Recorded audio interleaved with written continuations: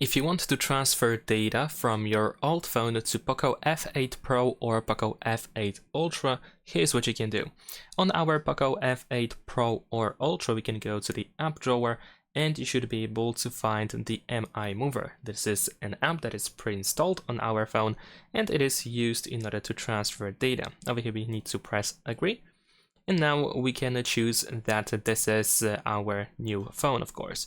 Next, we need to choose what is our previous device. So if you had Xiaomi, POCO, or Redmi, you want to choose Xiaomi because most likely you have the MI Mover app installed on that phone as well. If you have Apple, then of course you want to choose Apple in order to get the instruction to get the MI Mover on iOS. And if you had any other Android, then of course we can select this option as well. And this is what I'm gonna choose. Let's allow access to all these permissions. And now we can scan our QR code in order to install the app on our previous device. So if you want to, you can scan the QR code, or you can just open the Play Store or the App Store, of course, and then just simply search for MI Mover. You should be able to find it and install it from the Play Store. So let's open it. We're gonna tap that it is installed. And now we can try to connect wirelessly with our phone. We can tap on old over here. This is our old phone.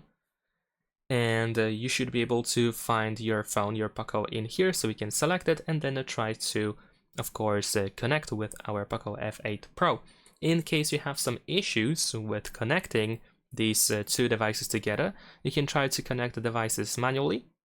So we can tap over here in order to create the hotspot. We're gonna go over here, connect to the new device manually, and you will jump to the Wi-Fi settings, and of course you can connect to the hotspot that is created. So search for the network that has this name, and then we can enter the password.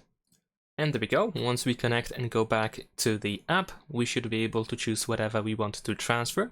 So you can transfer pretty much everything.